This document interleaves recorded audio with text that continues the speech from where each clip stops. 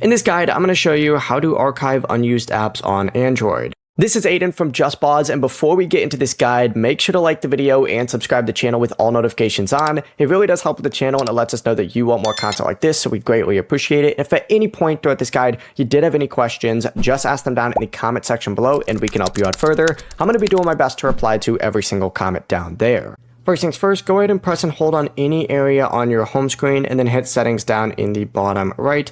You need to scroll down and select hide apps on home screen. Open that up, and then from here you need to choose whatever app it is that you want to hide. For example, I'll just select camera, calendar, and calculator, right?